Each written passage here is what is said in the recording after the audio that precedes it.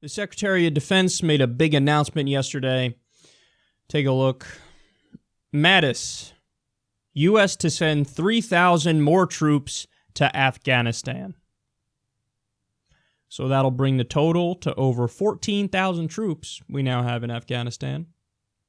When you look at all of our interventions, we have Afghanistan, Iraq, Syria, Libya, Pakistan, Yemen, Somalia. Some of the places where we're doing interventions are just drone strikes. Other ones are traditional airstrikes with fighter jets. Other ones are full-out ground invasions. We, of course, have 900 military bases around the world at a cost of $100 billion a year to maintain. And now we're doing something. This will fix it. This will fix Afghanistan. 3,000 more troops. And as they say, the 17th year's a charm. Well-known saying. It's not like Afghanistan is called the graveyard of empires. And it's not like there's a reason for calling it that. So in total, we've spent $2 trillion and counting in Afghanistan. The war in Iraq, $7 trillion spent over there. By the way, our infrastructure gets a grade of D+ from the Society of Civil Engineers. Half the country makes $30,000 a year or less. It's not like we need those resources at home desperately. Oh, and by the way, at the same time that we get this announcement that we're sending 3,000 more soldiers to Afghanistan, look at this. This is from last night. Breaking. Senate overwhelmingly backs sweeping policy bill to pump $700 billion into the military.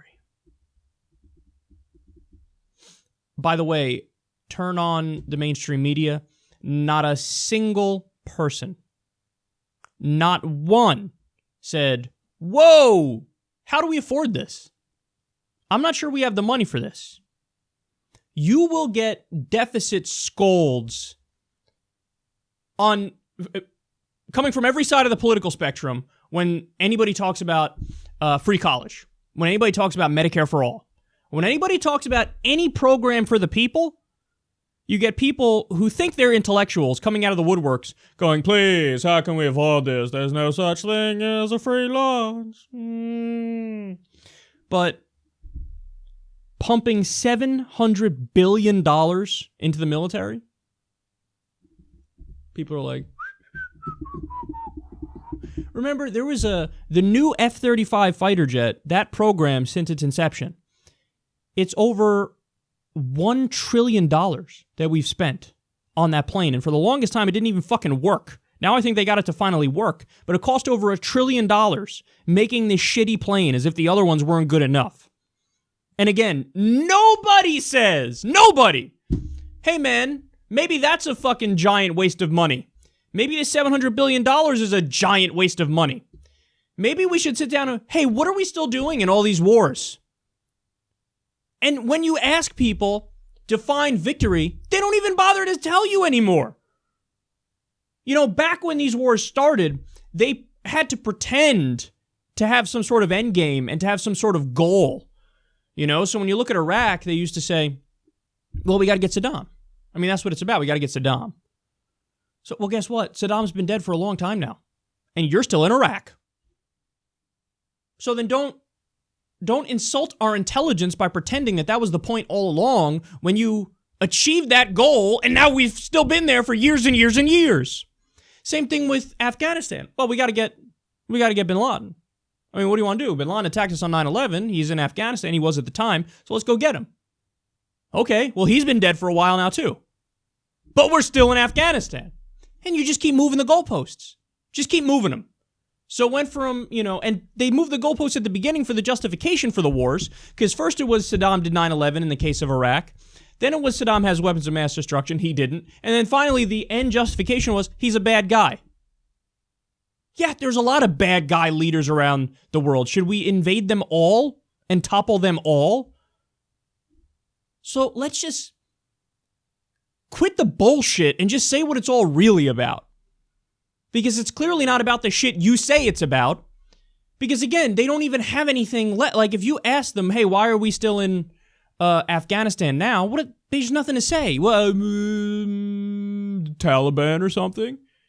Well, that was not the original reason, so you keep changing the reason. It was get bin Laden, then it was get Al-Qaeda. There is no more Al-Qaeda in Afghanistan, and now it's the Taliban.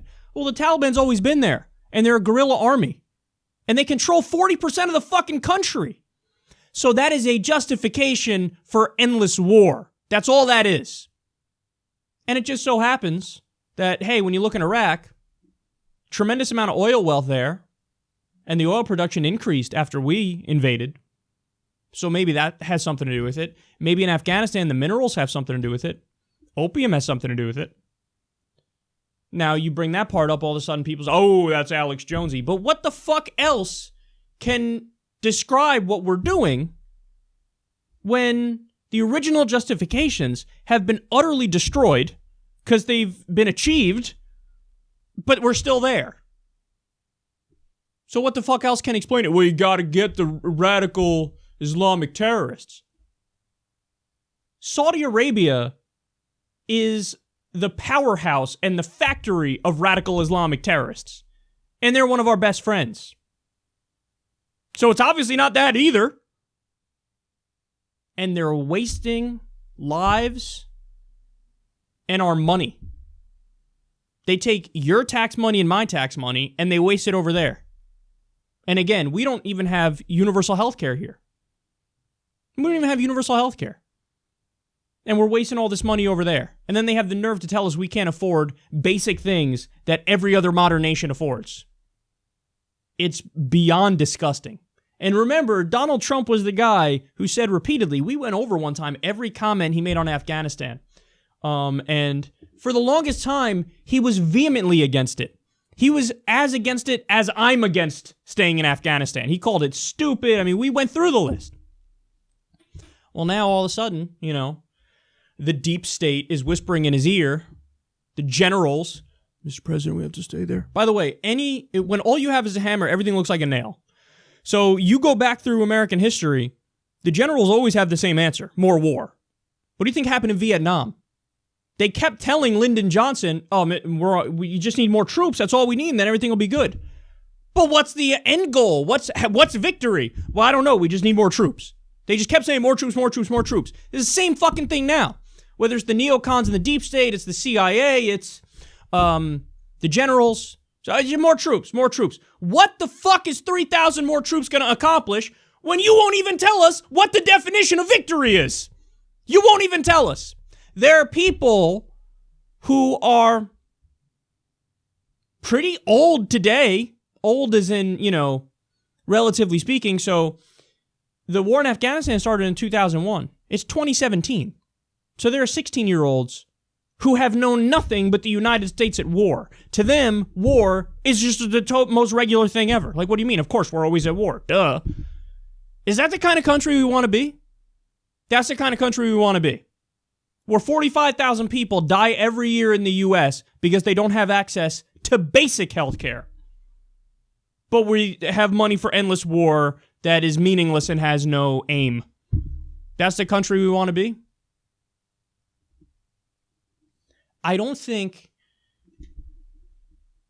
One thing people are very bad at, especially if they're embedded in that elite establishment bubble, is objective thinking. And when you look at what the United States is doing through a historical lens, it's hard to avoid the conclusion that we're just like every other gigantic empire that's ever been. We have selfish motives. We're trying to maintain being the world's number one superpower and only superpower. We're trying to keep our hand on the natural resources all around the world. Our justifications have become weaker and weaker for all of our militarism and imperialism. And the people, the neocons and the generals and the hawks, they do not realize how universally despised they are, not just around the world, but also among the people in the United States of America.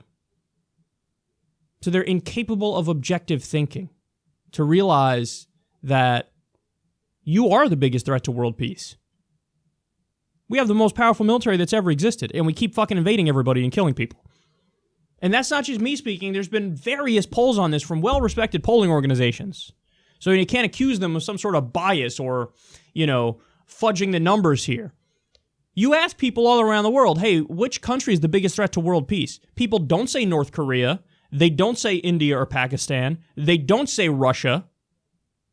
They don't say Saudi Arabia. They don't say Israel. They say the United States of America. Now, we could either dismiss that in our smug, idiotic arrogance, or we could say, damn, something's really wrong here, and we could try to fix it. It's so frustrating to do these segments because all the points are almost so obvious to make that it's hard to even make them.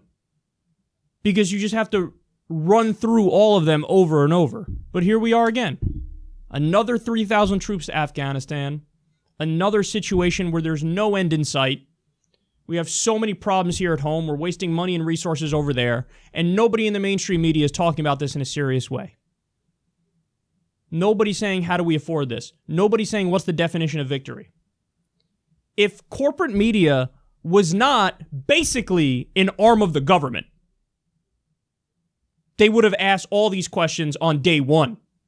They would say, whoa, what's going on here? What's going on here? They would have asked these questions a year into the war, 2 years into the war. This fucking thing started in 2001 and it's 2017. And you still don't get the most basic questions. There's going to be more coverage of Donald Trump's shitty joke tweet where it's a gif where he's hitting a golf ball at Hillary Clinton. There's more coverage of that than there is at the fact that we just prolonged an endless war again and we're wasting trillions of dollars and lives in the process. That says just about everything, and it's fucking sickening.